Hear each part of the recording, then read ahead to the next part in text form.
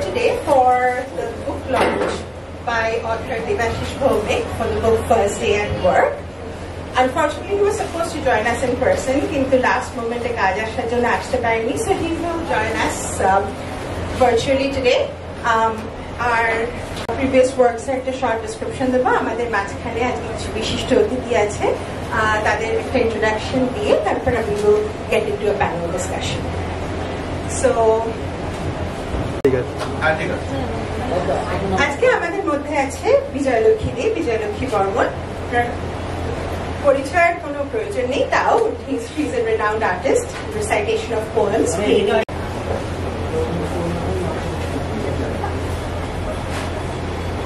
And we have Devaruti Guho, filmmaker, columnist and guest lecturer at Cambridge University.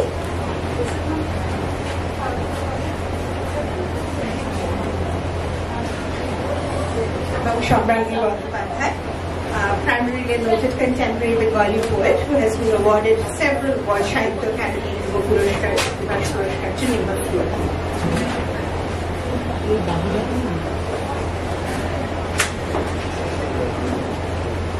But আমি অথরের একটা ছোট্ট introduction দিয়ে before I'll turn it over to him to say a few things. আমার মনে হয় পড়াতে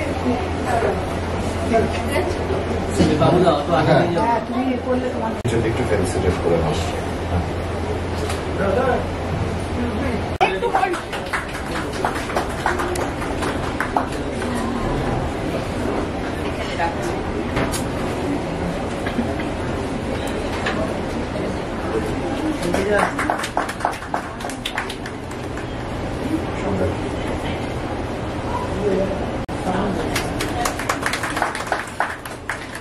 Entrepreneurial leader who has worked with and for many global Fortune 100 organizations across Asia, Pacific, Europe, and North America.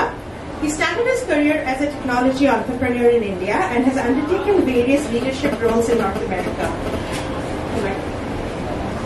He is a well-respected leader, author, speaker, and board member.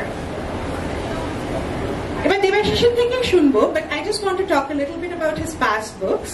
Includes a book on digital transformation, Leadership 4.0, and the book is mainly stressing on the point that as we go through leadership, as we go through digital transformation, how people become the key differentiator. এগুলো তো সব formal introduction about all the different books, but personally I can say Devashish's বই লেখা একটা passion. তাই he has also ventured and dabbled into the world of fiction with this book Amor, Being in Love. আমার অমর বইটা পড়ে মনে হয়েছে যে অথরের হয়তো নিজের আশেপাশে দেখা নানা অভিজ্ঞতা থেকে একটা প্র্যাকটিক্যাল রিফ্লেকশন অফ লাইফ তুলে ধরেছে। এখন আমি turn it over to the author to talk about his latest book. ওকে, শোনা যাচ্ছে? নমস্কার। First of all, I sincerely apologize for not being there in person. আমি কলকাতা যাওয়ার যে কোনো সুযোগ পেলেই ছাড়ার তো কোনো প্রশ্নই উঠছে না, তো বাট একটা বিশেষ কারণে যেতে পারলাম না, তো I feel very sad. And Debarati, Vijayalakshmi di, Samragyee, thank you for joining us very rainy day. Here প্রচন্ড বৃষ্টি হচ্ছে বাইরে, অ্যান্ড সবাই যারা এসছেন, গেস্ট, প্রেস, এভরিবডি, সবাইকে অসংখ্য ধন্যবাদ। তো লিটল বিট অ্যাবাউট মি, আমি একদম কলকাতাতে বড় হয়েছি, জন্মেছি, বড় হয়েছি, পার্ক স্ট্রিটে অনেক সময় কাটিয়েছি, নরনান্দা স্কুলে পড়েছি, তারপরে ইউনিভার্সিটি অফ ক্যালকাটা, ওখানে পড়াশোনা করেছি, আর অক্সফোর্ডে অনেক সময় কাটিয়েছি অ্যাজ ওয়েল। তো অক্সফোর্ড 100 বছর দেখে খুব মজা লাগছে আর খুব আনন্দ হচ্ছে। তো দ্যাটস ওয়াই এই বইটাতে আমি এখানে লঞ্চ করতে চাইলাম আর কি, কলকাতাতে, বিকজ আমার যাই লিখি, যাই করি, আমার ডে জব হচ্ছে মোর অ্যাবাউট টেকনোলজি, রাইট? আমি টেকনোলজি, এআই এসব নিয়ে কাজ করি, কিন্তু কি হয়, যাই লিখি ইভেন সেগুলোতেও কলকাতা বারবার ফিরে আসে, because even when I look leadership 4.0, সেখানে whole bunch of examples about Kolkata, because অনেকগুলো বছর ওখানে কাটিয়েছি, ওখানে কাটি, ওখানেই আমার মন, ওখানেই আমার ফ্যামিলি, তাই সবকিছু। তো সেটা আমি মাই ডে জব, আমি টেকনোলজিস্ট, অনেক জায়গাতে কাজ করেছি, পৃথিবীর সব জায়গাতেই, all about IT and technology etcetera. কিন্তু বই লেখাটা শুরু হয় কোভিড প্যান্ডেমিকের সময়।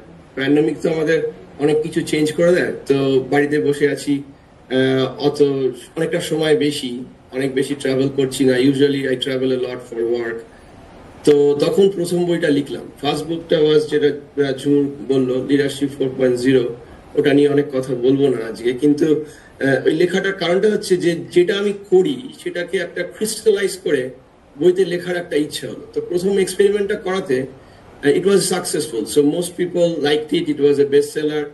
অ্যান্ড দেন লিখে বেশি একটা আনন্দ হলো আর একটা ভয়ও লাগলো। যখন বইটা যখন প্রথমবার পাবলিশ হলো, নতুন অথার তো বেশ একটা ভালনারেবল মোমেন্ট হলো, ওইটা বেশ সুন্দর লাগলো। So anyways, fast forward, so I kept on writing books, which gave me a lot of pleasure and passion and let me a space to, without constraint, share my thoughts. So সেটা চললো। এবার এই বইটাতে আসি একটুখানি। আমাদের সামনে আছেন উমা, আমাকে খুব ইন্সপায়ার করে এটা লিখতে। এটা একটা অলমোস্ট লাইক লিখে ফেললাম হঠাৎ করে টাইপের। তো কি হলো, Uma lost her husband about a year back around the same time. তো আমি যেতে পারিনি সেখানটায় তার কাজ এবং সেলিব্রেশন অফ লাইফ এক্সেট্রাতে। তাই জন্য I kept little more calling Uma, little more with more intent, more delivered effort. তো স্যাটারডে মর্নিং আমার ওয়াইফ, আমার ছেলেরা একটু দেরি করে উঠতে ভালোবাসে, তো আমি একটু সকালে উঠে পড়ি, তখন এইসব বই টই লেখা এসব করি। তো তখন উমাকে ফোন করে কেমন আছো, হাউ আর ইউ ডুইং, এসব কথা বলতে বলতে কি হলো, মনে হলো যে হঠাৎ একটা জিনিস মনে হলো যে মোস্ট অফ দ্য টাইম আগে যখন জিজ্ঞেস করেছি হাউ আর ইউ বা কেমন আছো, most of the time I didn't care about the answer much, কেমন আছেন এক্সেট্রা। এখানে তো আমরা সবসময় বলি how are you. How are you হচ্ছে ফার্স্ট, লোকের রাস্তাঘাটে চিনি না চিনি, how are you, everybody says good. 99.9% সময় আমরা এক্সপেক্ট করি লোকে বলবে good and we will move on, like 90% time, right? মনে হয় 500-600 বার দিনে বলা হয় হাউ আর ইউ। তো কি হয়, আমার মনে হচ্ছে যে আমরা কখনোই থেমে শোনাটা কমে গেছে, আমার অ্যাটলিস্ট মনে হচ্ছে। এবার তোমাকে দিয়ে শুরু করছি, we will just go around the table.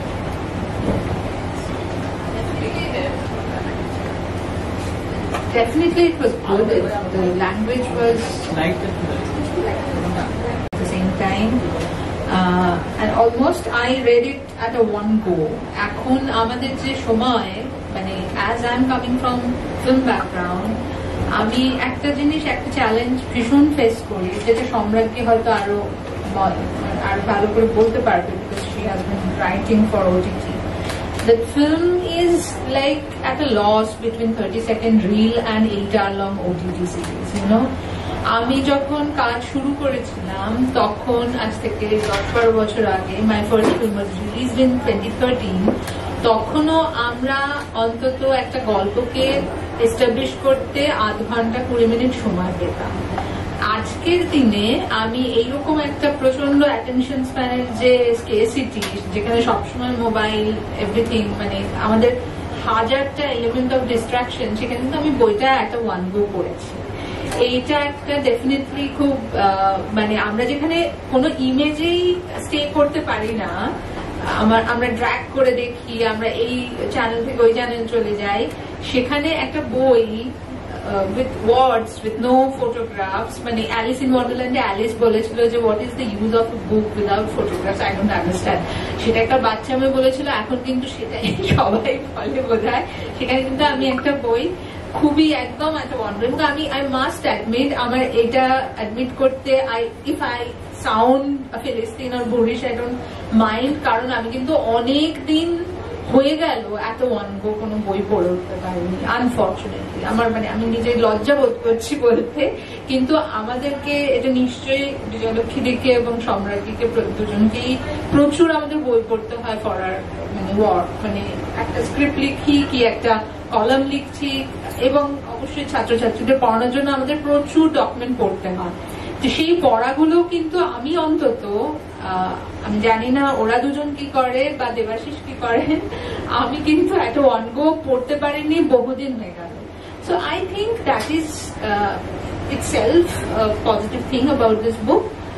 আর একটা জিনিস আমি বলবো, যেটা আমি জানি না কতটা বাকিরা মানে এগ্রি করবে আমার সঙ্গে, সেটা হচ্ছে যে আমি আমার মতন করে, এটা আমার দোষ কিনা জানি না, আমি আমার মতন করে একটা জেন্ডার লেন্স খুঁজে পেয়েছি এই বইটা পড়ে। এবং আমি যেহেতু I am not coming from science or management, never worked in any corporate house, আমি অনেক টার্মস জানতাম না যেগুলো আমি শিখলাম এই বইটা পড়ে। কথাগুলো বললো সেখান থেকেই শুরু করতে হয়।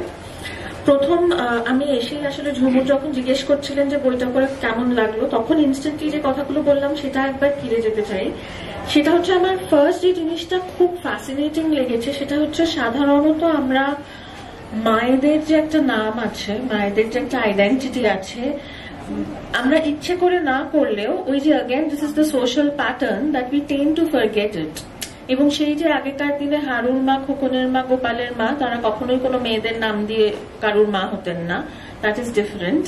কিন্তু সেই রকম করে আমরাও যখন, মানে I am including my self, মায়েদের কথা বলি তখন জেনারেলি ভুলে যাই যে তিনি একজন মানুষ, তার একটা আলাদা আইডেন্টিটি আছে, তার আলাদা স্বপ্ন আছে। We generally talk about our mothers, my mother, সেখানে আমিটা খুব বড় হয়ে ওঠে। আমার এই বইটার ভীষণ ফ্যাসিনেটিং লেগেছে ন্যারেটিভ স্টাইল এবং ক্রাফটিংটা, যেখানে বারবার করে, মানে উমাই যে মা সেটা বোঝা যাচ্ছে, কিন্তু বারবার করে একবার উমা বলে একটা থার্ড পার্সন ন্যারেটিভের কথাটা বলা হচ্ছে, আর একবার করে মাই মাদার বলে কথাটা বলা হচ্ছে, দুটো গল্প মিশে মিশে যাচ্ছে। সো আমার রিয়েলি ইন্টারেস্টিং লেগেছে এইভাবে মাকে দেখাটা, যেখানে কখনো আমি তাকে আমার মা হিসেবে দেখছি, আবার কখনো একজন আলাদা মহিলা উমা হিসেবে দেখছি। কারণ যতক্ষণ না আমরা মাদের আলাদা মহিলা, আলাদা মানুষ হিসেবে দেখব, তাদের যে ইন্ডিপেন্ডেন্ট সত্তাটা, আমরা ছাড়া তাদের যে সত্তাটা, সেটা বুঝতে পারবো না। ফলে এই যে 1946 এর জন্ম এবং উমার সার্চ ফর ইন্ডিপেন্ডেন্স, এই দুটো কোথাও একটা মিশে যে যায়, সেটা না ভীষণভাবে অ্যাকনলেজড হয়েছে এই বারবার করে উমা বলে রেফার করাটায়। এইটা আমার কাছে খুব ফ্যাসিনেটিং লেগেছে। কারণ আমরা যখন ছোটবেলায় রবীন্দ্রনাথের পোস্টমাস্টার পড়েছিলাম, the striking thing was that postmaster did not have a name. It was just the position. রতনের একটা নাম ছিল, she was very human, but postmaster was just postmaster, because গল্পের শেষে সে তো চলে যাবে। তো I found it fascinating for this very reason, that Uma is just not a mother. Uma is Uma. She is herself. She is a woman. Free flowing এবং ভাষা না, এটা তো কি বলবো, এটা তো কোনো ফিকশন নয়। আমরা একজনের জীবনের কথা শুনছি, কিন্তু একজনের না, একজনের সঙ্গে জড়িয়ে থাকা অনেকগুলো জীবনের গল্প শুনছি। আমরা যে উমাকে পাচ্ছি সেন্ট্রাল ক্যারেক্টার হিসেবে, সেখানে কিন্তু উমার চারপাশেই বলছি, তার বাবা আছেন, কাকারা আছেন, পিসিরা আছেন। মানে বলা হচ্ছে যে ও যখন ওরা চলে আসেন সেই সময়কার পূর্ব পাকিস্তান, তখনও পূর্ব পাকিস্তান হয়নি, সেখান থেকে যখন চলে আসেন এদিকে এসে সেটেল করেন, তখন সেই রকম একটা অভাব, নানান রকম অসুবিধার দিনেও 40-50 জন মানুষ এক এক দিন এক একজন এক এক বেলায় পাত করছে। তো সেই সমস্ত চরিত্রদের মাঝখানে উমা, তার থেকে সেই বালিকা বয়স থেকে উমার বড় হয়ে ওঠা, এবং দেবাশিস যেটা খুব মজা করে বুনে দিয়েছেন, এর সঙ্গে সঙ্গে কিন্তু দেবাশিস তার নিজের অল্প বয়সটাকেও বুনে দিয়েছেন, তার মা বাবার সংসারটাও বুনে দিয়েছেন। আর এই দুটো গল্প এত ভালোভাবে পরস্পরের সঙ্গে মিশে যায় যে আলাদা করা যায় না অনেক সময়। এবং যেটা খুব বেশি করে মনে হয়, সত্যি যেটা ওরা বললেন, সম্রাজ্ঞী বললেন বিশেষ করে, যে এই জীবনটা আমরা দেখেছি, এই মানুষগুলিকে আমরা চিনি। উমা আমাদের খুব চেনা মানুষ, ব্যক্তিগতভাবেও তাই। উমা আমাদের খুব চেনা মানুষ, এবং তার সঙ্গে সঙ্গে আরো যেসব মানুষদের কথা বলা হয়েছে তারাও আমাদের খুব চেনা মানুষ। আমরা সকলেই জীবনের কোনো না কোনো পর্যায়ে, বেশিরভাগ বলতে গেলে অল্প বয়সেই, এরকম পরিবার, এরকম মানুষজন দেখেছি, এরকম কলকাতা দেখেছি। এই মেয়েদের তুলনায় ছেলেদের প্রাধান্য বেশি দেখেছি, মেয়েদের ইচ্ছাকে সব ক্ষেত্রে খুব গুরুত্ব দেওয়া হবে না, ইত্যাদি ইত্যাদি, এগুলো আমাদের দেখা। তাই গল্পটা কোথাও অচেনা লাগে না। অথচ আবার বলছি, ফিকশন না হয়েও এর সমস্ত গল্পটা এত ইন্টারেস্টিং যে সত্যি অ্যাট ওয়ান গো পড়ে ফেলা যায়। প্যাটার্ন ভাঙা, প্যাটার্ন দেখছি। তোমাদের যখন জার্নিটা ভাবছো, তোমরা কোনো প্যাটার্নকে অমনি করে ওভারকাম করেছো বা বিহেভিয়ার চেঞ্জ করেছো to accomplish what you want? We can have a discussion on We can have a discussion, anyone. তোমাদের when you look back, what patterns do you see? হ্যাঁ, এখানে এই প্যানেলে যে 3 জন আছেন তার মধ্যে আমি তো সবচেয়ে বেশি বয়স্ক, ফলে আমি তো অনেকটা পুরনো জীবন দেখেছি, অনেকটা পুরনো প্যাটার্ন দেখেছি। তো ওই যে বললাম, মেয়েদের হয়তো ততটা নয়, কিন্তু বউদের অনেকটা বেশি করে ওই ছকের মধ্যে থাকতে হয়, ওটার বাইরে খুব একটা বেরোনোর উপায় থাকে না। যদি বা উপায় থাকে, তার অনেকগুলো শর্ত দেয় সমাজ, সেই সব শর্ত মেনে যদি তুমি ছকের বাইরে বেরোতে চাও, বেরোতে পারো, শর্ত না মানলে কিন্তু ইউ আর নট অ্যালাউড। তো এইটা আমি দেখেছি, বারবার দেখেছি। যেমন হ্যাঁ, আমার খুব অল্প বয়সী বিয়ে হয়ে গিয়েছিল, সেটাও সমাজের প্যাটার্নের জন্যই। আমার খুব অল্প বয়সী বাবা মারা গিয়েছিলেন, ফলে সমস্ত আত্মীয় স্বজনরা ভীষণ চেপে ধরেছিলেন আমার মাকে। আমার মায়ের ইচ্ছে ছিল না, কিন্তু বাধ্য হয়েছিলেন। আমার মা খুব ইন্ডিপেন্ডেন্ট নেচারের ছিলেন, কিন্তু এটা আটকাতে পারেননি যে তাড়াতাড়ি মেয়ের বিয়ে দিয়ে দাও। ফলে আমি জাস্ট কলেজে শুরু করেছি, তখনই বিয়ে হয়ে যায়। তারপরে অবশ্য বিয়ের পরে আমি ফরচুনেটলি পড়াশোনা কমপ্লিট করতে পেরেছি, চাকরিতে ঢুকেছি, সবটাই ঠিক আছে। কিন্তু ওটা যে ওই একটা প্যাটার্নের মধ্যে তোমাকে থাকতে হবে, তুমি যে ঠিক ব্যক্তি হিসাবে স্বাধীন নও, এটা মনে রেখে। তো কি বলবো, সেই প্যাটার্নটা আমি জানি না, হয়তো ভাঙতে পারিনি, বা পারলেও খুব সামান্য।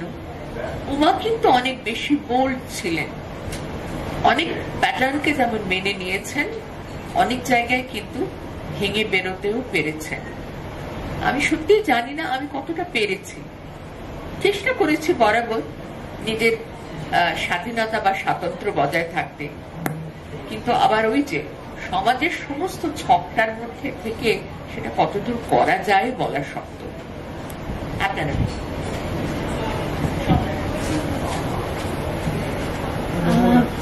দেখুন, প্যাটার্ন আমার মনে হয়, আমি অন্তত যে পেশা বেছে নিয়েছিলাম সেটা হচ্ছে ছবি বানানো, সেই পেশা চালু রাখতে, কারণ আমি 5টা ফিচার লেন্থ ফিল্ম বানিয়েছি, তারপর ওটিটিতে চাকরি করেছি, একটি ওটিটি চ্যানেলে।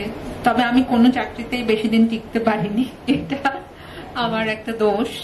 আমি মানে ফ্রিল্যান্সই করে গেছি সারা জীবন, এবং তারপরে ওটিটির জন্য অনেক লিখেছি, এবং তারপরে তো ছবি করে চলেছি, এখন শর্ট ফিল্ম বানাচ্ছি। ছবি বানাতে গিয়ে আমি যেটা বুঝেছিলাম আমার বিয়ের 1-2 বছরের মধ্যে, যে কথাটা বিজয়লক্ষ্মী বললেন, সেই কথাটা হচ্ছে যে অনেক শর্ত মেনে নিয়ে তারপর আমাদের কাজ করতে হয়। আমি বুঝেছিলাম যে মেয়ে হওয়ার সব শর্ত মানলে আমি ছবি বানাতে পারবো না। আমি হয়তো খুব ভালো মেয়ে হব, ভালো বাড়ির বউ হব, ভালো নাগরিকও হয়তো হব, কিন্তু ফিল্ম মেকার হতে পারবো না। তো ফলে আমি কিন্তু সেই অর্থে দেখতে গেলে, আমি জানি না সেটা কোনো কৃতিত্বের কাজ করেছে কিনা, অনেকে আমাকে অনেক স্বার্থপরও বলেছে, কিন্তু আমাকে করতে হয়েছে। এবং অবশ্যই সেটা আমার যিনি জীবন সঙ্গী ছিলেন এবং এখনো আছেন, তিনি খুবই সাপোর্টিভ ছিলেন। আমরা দুজনে মিলে সিদ্ধান্ত নিই যে we are going to opt out parenthood. সেই যাত্রাটা খুব যে সহজ ছিল তা না, কারণ আমাদের কিন্তু আউটকাস্ট হতে হয়েছে, মানে আমাকে তো হতে হয়েছে বেশি, আমার স্বামীকে কতটা হতে হয়েছে আমি জানি না, ও এই নিয়ে গল্প করেনি। এই কথাটা সেদিন কালকে বলতে বলতে ফোনে আমাকে ঝুমুর বলছিল যে নর্থ আমেরিকাতে কিন্তু এখন প্রচুর হাউস হাজব্যান্ডস দেখা যায় যারা প্রেফার করে, যাদের স্ত্রী হয়তো আরো বেশি either lucrative or they are adamant not to quit their job, এরকম কিছু অ্যারেঞ্জমেন্ট তারা করে নেয় যে বাবা will look after the kid। কিন্তু সেই সমাজে আমাদের দেশ পৌঁছতে তো, এমনকি কলকাতা অনেক এগিয়ে থাকা হওয়া সত্ত্বেও, মানে উমাদের প্রজন্ম থেকেই তো আমরা দেখছি চাকরি করা মা কাকিমা মাসিদের, তারপরেও কিন্তু সেটা আমাদের পরিবেশে এখনো পর্যন্ত হাউস হাজব্যান্ড তো আমি দেখিনি খুব একটা। আর থাকলেও সেও আউটকাস্ট, আমি মানে হলফ করে বলতে পারি। ঠিক যেরকম আমি মা না হওয়াতে আউটকাস্ট, তেমনি কেউ যদি মানে হয় হাউস হাজব্যান্ড, সেও কিন্তু একই রকম ভাবে মেল গেজের শিকার। এবং এই যে আমি বলছি না, আমি কিন্তু কোনো বেচারি হিসেবে নিজেকে প্রতিষ্ঠা করছি না, আমি কিন্তু যেটা করেছি আমি মনে করি বেশ করেছি। কিন্তু এটা ঘটনা যে এই সিদ্ধান্তটা কিন্তু একটা অর্থনৈতিক জায়গা, সামাজিক অর্থনৈতিক প্রিভিলেজ ছিল বলেই করতে পেরেছি। এটা আমার অনেক বান্ধবী পারেনি, তার জন্য কিন্তু আমি তাদেরকে কোনো মরাল হাই গ্রাউন্ড নিয়ে কথা বলতে মানে প্রশ্নই নেই। কিন্তু যে কারণে প্যাটার্ন ভাঙার প্রশ্ন এলো, সেই জায়গা থেকেই আমি বলছি যে আমাকে এই প্যাটার্নটা না ভাঙলে আমি ছবি বানাতে পারতাম না। মানে আমি যে ক্যারিয়ারটা চেয়েছিলাম পার্সিউ করতে সেটা পারতাম না, হয়তো অন্য কিছু করতাম, সেটা হতে পারে ভালো হতো, কিন্তু আমি বলতে পারবো না। সম্রাট। হ্যাঁ, এটা এমন একটা প্রশ্ন যেটা আসলে খুব গোলক ধাঁধার মতো, কারণ প্যাটার্ন এমন একটা ব্যাপার না যেটা একটা প্যাটার্ন ভাঙলেও আবার আর একটা প্যাটার্নের মধ্যে ঢুকে যেতে হয়। মানে কোনো না কোনো প্যাটার্ন ছাড়া বোধহয় বেঁচে থাকাটা সম্ভব হয় না, সেটা ক্রমে বোঝা যায়। ব্যক্তিগতভাবে যদি জিজ্ঞেস করা হয় তাহলে আমি বলবো যে কখনো ভেঙেছি, কখনো ভাঙিনি, কখনো খাবি খেয়েছি। মানে it has been a continuous process. For example, Vijay লক্ষ্মীদি বলছিলেন যে উনি যেহেতু সবচেয়ে সিনিয়র, তাই ওর যে ধরনের দেখা প্যাটার্ন সেগুলো আলাদা। খুব ইন্টারেস্টিংলি, আমি যদি সেই বয়সের রেখাটা ধরে ভাবি যে আমি এদিকে শেষ বিন্দুতে বসে রয়েছি, আমিও কিন্তু খুব কম বয়সে বিয়ে করেছি। তার মানে আসলে কিন্তু সেই প্যাটার্নটা এখনো কোথাও একটা আছে। ডিফারেন্সটা কি না, এখানে আমাকে কেউ ঘাট ধরে অ্যারেঞ্জ ম্যারেজ দিয়ে দেয়নি। আমি একটা প্রেম করছিলাম, আমি কোনোদিনই মিথ্যে বলতে পছন্দ করি না, তো বাড়িতে এসে বলি যে প্রেম করছি, আমাকে বলা হয় তুমি যদি ঘোরাঘুরি করতে চাও তাহলে তুমি বিয়ে করে নাও। তো আমি ভাবলাম তাহলে বিয়ে করে নি, বিকজ ঘুরবো তো আমি বটেই, আর আমি মিথ্যেও বলবো না, তো লেটস গেট ম্যারিড। তো করে নিলাম বিয়ে, এবং আমি তখন মাস্টার্স পড়ি। অগেন, আমার মা যিনি সবসময় খুব স্বাধীনতার কথা বলেছেন, যিনি বলেছেন যে নিজের পায়ে রোজগার মানে নিজের পায়ে দাঁড়ানোর আগে বিয়ের কথা ভাববেই না কোনোদিন, সেদিন কিন্তু তার হয়তো এই কথাটা মনে হয়নি যে শিক্ষাটা দিয়ে বড় করলাম আজ কি সেটার সঙ্গে কোথাও বিরোধ হচ্ছে। বিয়েটা করে নেওয়ার পর কিন্তু আই রিয়েলাইজ যে আমি আসলে এইবার একটা প্যাটার্নে ঢুকলাম, যে প্যাটার্নটা সম্পর্কে আমি ওয়াকিবহাল ছিলাম না। যেটা আসলে ম্যারেজ তো শুধু হাত ধরে ঘুরে বেড়াবো আর অরেঞ্জ স্টিক খাবো তা নয়, ফলে সেটা একটা ইনস্টিটিউশন, আর প্রত্যেকটা প্রতিষ্ঠানের একটা রাজনীতি থাকে, ফলে বিবাহ প্রতিষ্ঠানটারও একটা নিজস্ব রাজনীতি আছে। তখন আমি কিন্তু প্যাটার্ন ভেঙে ফেলেছি বললে আমি ভুল করবো, আমি ভাঙবার জন্য খাবি খেয়েছি। কারণ আমি প্রত্যেকদিন বুঝতে পেরেছি এই প্রতিষ্ঠানের রাজনীতিটা তো ভাই আমার জন্য নয়, কিন্তু আমি তো ঢুকে পড়েছি এইবারে। ফলে আমি বলবো যে তারপরেও প্যাটার্ন ভেঙেছি বলেই আজ আমি যেভাবে বেঁচে থাকি সেভাবে বেঁচে থাকা সম্ভব হয়েছে। কিন্তু আমি বলবো যে আমি খুব তাড়াতাড়ি বিয়ে নামক প্রতিষ্ঠানটাতে ঢুকতে পেরেছিলাম বলে, এবং ওই প্রতিষ্ঠানের রাজনীতিগুলো চিনতে শিখেছিলাম বলে, পার্সোনালিস্ট পলিটিক্যালটা খুব তাড়াতাড়ি বুঝতে পেরেছিলাম। এবং আমার মনে হয় আমি একটা প্যাটার্নে তখন তাড়াতাড়ি ঢুকে গেছিলাম, সেটা হচ্ছে আমি যা আমি তাই। সেভাবে যারা নেবে তারা আমার ওই ছকটার ভিতর থাকবে, যারা নেবে না তারা থাকবে না। টার্ন করবো আমি, যেহেতু বইটার নাম ফার্স্ট ডে অ্যাট ওয়ার্ক, আর আমি জাস্ট জানতে চাই আপনাদের ফার্স্ট ডে অ্যাট ওয়ার্ক এর কথা মনে আছে? কি মেমোরিজ আছে, কি এক্সাইটমেন্ট, কি মেমোরিজ, কি অ্যাপ্রিহেনশনস? এনিওয়ান, আমি দিদিকে দিয়ে এটা শুরু করবো। First day at work. First day at work কোনটাকে বলবো? ফার্স্ট ডে মানে কোন ওয়ার্কে, সরি কোনটাকে মানে কোন ওয়ার্কের ডেটাকে বলবো? চাকরি করতে যখন ঢুকেছিলাম, ঠিক আছে, সরকারি অফিস, প্রায় একটা হোমলি অ্যাটমসফিয়ার, ফলে কিছু অন্যরকম মনে হয়নি, ভালো এক্সপিরিয়েন্স।